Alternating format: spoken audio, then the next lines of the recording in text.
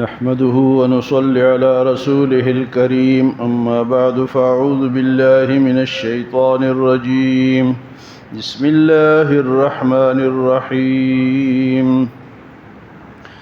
يا أيها النبي إنا أحللنا لك أزواجك اللاتي آتيت أجورهن وما ملكت يمينك مما أفاء الله عليك وبنات عمك وبنات عماتك وبنات خالك وبنات خالاتك اللاتي هاجرن معك وامرأة مؤمنة إن وهبت نفسها للنبي إن أراد النبي أن يستنكحها خالصة لك من دون المؤمنين قد علمنا ما فرضنا عليهم في أزواجهم وما ملكت أيمانهم لكي لا يكون عليك حرج وكان الله غفورا رحيما۔ نکاح کا ذکر ہے تو یہاں پر حضور صلی اللہ علیہ وسلم کے لیے 4 خصوصیات کا ذکر ہے کہ ایک تو فرمایا کہ ہم نے آپ کے لیے جن عورتوں کا آپ نے حق مہر ادا کر دیا وہ آپ کے لیے حلال کر دی گئیں۔ یا ایھا النبی انا احللنا لک ازواجک اللاتی آتیت اجورہن، تو مہر تو آپ صلی اللہ علیہ وسلم نے جتنی شادیاں کی مہر ادا کیا، حق مہر ادا کیا، آپ نے ادار نہیں رکھا جس طرح ہم لوگ کرتے ہیں نا کہ جی بعد میں دے دیں گے۔ آپ نے موقع پہ مہر ادا کیا اور یہ ہمیں بتایا کہ مہر جو ہے یہ عورت کا حق ہے، یہ اسی وقت ادا کرنا چاہیے۔ اگر کسی نے ادا نہیں کیا وہ مر گیا تو یہ اس کے اوپر قرض رہ گیا، یہ اس کے اوپر ادار ہے۔ تو آپ نے جتنی بھی شادیاں کی، ایک تو یہاں پر خصوصیت یہ ہے کہ آپ کی ازواج کی تعداد باقی امت سے اللہ نے زیادہ رکھی، اور دوسرا آپ نے حق مہر ادا کر دیا۔ ایک تو یہ بات ہو گئی۔ دوسری بات فرمایا وما ملکت یمینک مما افاء اللہ علیک، اور وہ عورتیں جو کہ لونڈیاں بن کر آپ کے پاس آئی ہیں، اللہ نے آپ کے پاس بھیجی ہیں، وہ بھی آپ کے لیے حلال ہیں۔ لونڈیوں کا جو مسئلہ تھا یہ اسلامی حکومت کے ساتھ اس کا تعلق ہے کہ جہاں اسلامی حکومت ہو وہاں دوسرے کسی سے لڑائی ہو، دشمنوں سے، وہاں سے جو لوگ قید ہو کر آئیں، مرد بھی ہو، عورتیں بھی ہوں، بچے بھی ہوں، قید ہو کر آ جائیں مسلمانوں کے پاس، تو اس کے 3 طریقے۔ یا تو قیدیوں کے بدلے میں قیدی ان کو واپس کر دو، آپ کے مسلمانوں کے بھی قیدی ہے تو اپنی قیدی ان سے لے لو اور ان کے قیدی ان کو دے دو۔ دوسری بات یہ ہے کہ ان سے پیسے لے کے ان کو چھوڑ دو، یہ بھی جائز ہے۔ اور تیسری بات یہ کہ معاف کر دو، ویسے ہی ان کو چھوڑ دو۔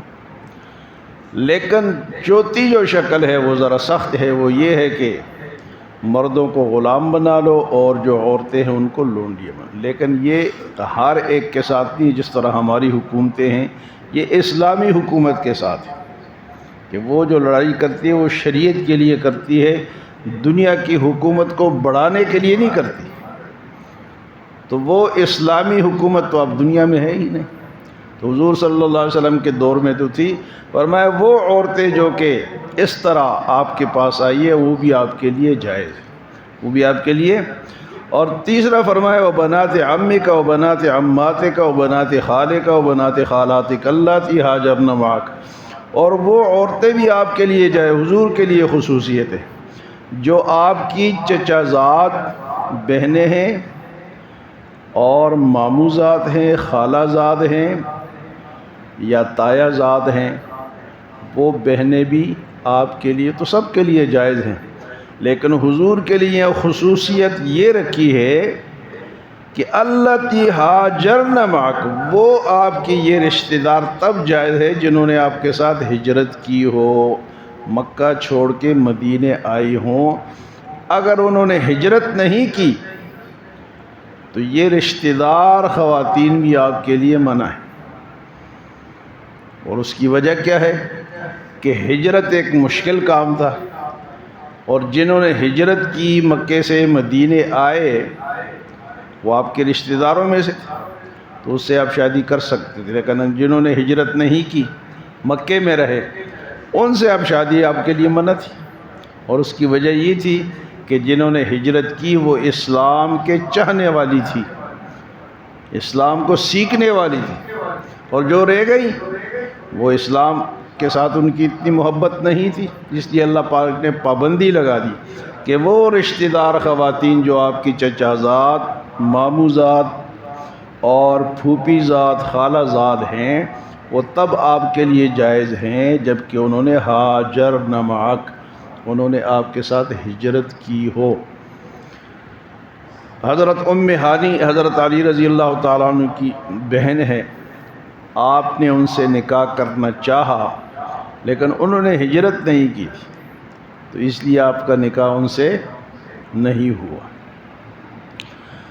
اور فرمائے تیسری صورت یہ ہے وَامْرَأَةً مُؤْمِنَةً إِن وَهَبَتْ نَفْسَهَا لِلنَّبِيِّ إِنْ أَرَادَ النَّبِيُّ أَن يَسْتَنكِحَهَا خَالِصَةً لَكَ مِن دُونِ الْمُؤْمِنِينَ، یا کوئی خاتون ایسی ہے کہ وہ کہتی ہے کہ میں حضور صلی اللہ علیہ وسلم سے شادی کرنا چاہتی ہوں اور مجھے مہر کی ضرورت نہیں ہے، میں اپنے آپ کو حوالہ کرنی چاہتی ہوں، آپ کو بخشنا، اپنے آپ کو بخش دیتی ہوں، آپ سے شادی کرنا چاہتی ہوں۔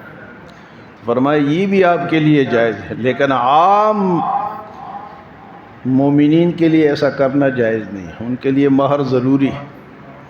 اگر حضور کو کوئی خاتون کہتی ہے کہ میں کوئی مہر کی ضرورت نہیں، میں آپ سے شادی کرنا چاہتی ہوں، تو آپ کے لیے تو جائز ہے، لیکن امت کے لیے جائز، امت مہر دے گی خالصۃ لک، اللہ فرماتے ہیں یہ خالص آپ کے لیے ہے، کسی اور کے لیے خالصۃ لک من دون المؤمنین، ایمان والوں کے علاوہ یہ بات صرف آپ کے لیے ہے کہ کوئی خاتون، لیکن آپ صلی اللہ علیہ وسلم کی زندگی میں اس طرح ہوا نہیں کہ کسی خاتون نے اپنے آپ کو حوالے کیا ہو اور آپ نے اس سے شادی کی ہو۔ ایک خاتون نے حوالے کیا تھا لیکن آپ نے اس سے شادی نہیں کی، آپ نے اس خاتون کی شادی اپنی کسی صحابی سے کر دی تھی، لیکن باقی زندگی میں ایسا کوئی واقعہ نہیں ہوا۔ تین صورتیں ہو گئی، اور چوتھی صورت ہے فرمایا کہ یہ تو آپ کے لیے ہے کہ کوئی اپنے آپ کو ہبہ کر دے یا حوالے کر دے تو آپ اس سے شادی کر سکتے ہیں بغیر مہر کے۔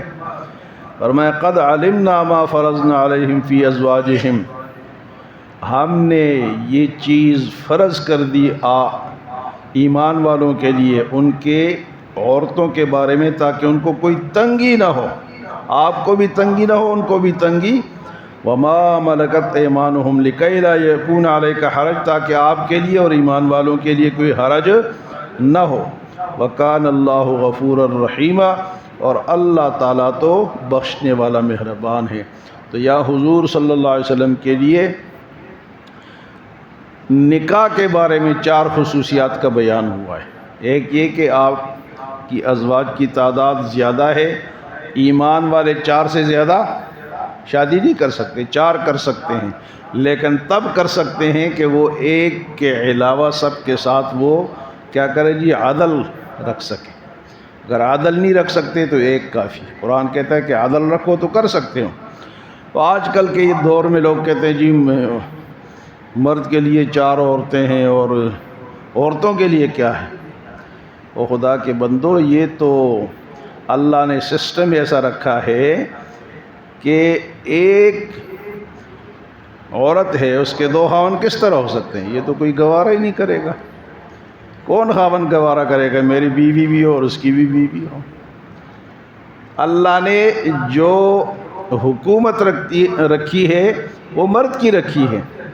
جس طرح گھر میں ایک سربراہ ہوتا ہے نا، تو اس کے کافی سارے بچے ہوتے ہیں، تو دو سربراہ تو نہیں ہو سکتے، سربراہ ایک ہی ہوتا ہے۔ اسی طرح خاوند ایک تو ہو سکتا ہے، لیکن جو بیویاں زیادہ تو ہو سکتی ہیں لیکن خاوند زیادہ، کیونکہ ایک ملک میں یا ایک گھر میں سربراہ ایک ہی ہوتا ہے، دو نہیں ہو سکتے، تین. اور پھر نسل کا بھی مسئلہ ہے کہ نسل بھئی یہ جو بچہ پیدا ہوا ہے اس خاوند کا ہے، اس کا ہے، اس کا کس کا ہے، نسل بھی خراب ہوتی ہے. تو آج کل لوگ یہ اعتراض کرتے ہیں جی مرد تو 4 شادیاں. بھئی مرد کے لیے اللہ نے سربراہی رکھی ہے اور سسٹم ایسا رکھا ہے کہ بچوں کی پیدائش وہ عورت کے ذریعے سے ہے، تو اس لیے باپ کا بھی مسئلہ ہے، نسل کا بھی مسئلہ ہے، اور سربراہی کا بھی مسئلہ ہے، اور غیرت کا بھی مسئلہ ہے کہ جس طرح اللہ تعالیٰ شرک کو ناپسند کرتے ہیں کہ میرے ساتھ کسی اور کو تم خدا بناؤ تو مجھے یہ پسند، اسی طرح عورت کو کہا ہے کہ تم خاوند کے ساتھ کسی اور کو خاوند بناؤ تو خاوند کو یہ بات پسند ہوگی؟ کبھی بھی پسند نہیں ہوگی. تو شرک والا اللہ پسند نہیں فرماتا کہ میرے ساتھ کسی اور کی پوجا بھی کرو، اس کی بھی کرو، اس کی بھی کرو، اس کی بھی کرو، یہ اللہ کو پسند نہیں ہے. تو اسی طرح خاوند اس بات کو کبھی بھی پسند نہیں کر سکتا. تو ایک تو حضور صلی اللہ علیہ وسلم کی ازواج جو ہے وہ 4 سے زیادہ آپ کو اجازت ہے، لیکن امت کو 4 سے زیادہ کی اجازت نہیں ہے. دوسری یہ ہے کہ وہ خواتین جو کہ قید ہو کر آئی ہیں ان سے بھی آپ نکاح کر سکتے ہیں، اور وہ رشتہ دار خواتین جو کہ ہجرت جنہوں نے کی ہے ان کے ساتھ بھی آپ کا نکاح ہے، لیکن جنہوں نے ہجرت نہیں کی ان کے ساتھ نہیں. فرمایا خالصۃ لک من دون المؤمنین، یہ صرف آپ کے لیے خصوصیت ہے. اور اللہ پاک فرماتے ہیں کہ ہم نے یہ اس لیے یہ باتیں فرض کی آپ پر تاکہ آپ کو بھی آسانی ہو اور ایمان والوں کو بھی آسانی ہو. تو ایک تو کسی خاتون نے ہبہ کر دیا، اپنے آپ کو حوالے کر دیا بغیر مہر کے، وہ تو حضور کے لیے تو جائز ہے، لیکن امت کے لیے بغیر مہر کے شادی کرنا جائز نہیں. اور حضور صلی اللہ علیہ وسلم نے سارے اپنی ازواج کے حق مہر ادا کر دیے، امت کو بتا دیا کہ یہ قرض ہے، اس کو اپنے ادار نہ چھوڑو، یہ ادا کر دو. اور ہم لوگ اتنا مہر رکھتے ہیں کہ وہ بیچارہ ریڑھی لگاتا ہے، ہم کہتے ہیں 10 لاکھ، تو وہ کہاں سے دے؟ یہ رکھنا ہی غلط ہے. مہر جو شرعی مہر ہے نا، لوگ پوچھتے ہیں جی شرعی رکھ دو، تو شرعی وہ ہوتا ہے کہ جو لڑکے کی حیثیت ہے. اگر وہ کروڑوں پتی ہے تو کروڑ روپے رکھو، اگر وہ لاکھوں پتی ہے تو 1,00,000 روپے رکھو، اگر وہ غریب ہے تو کم رکھو.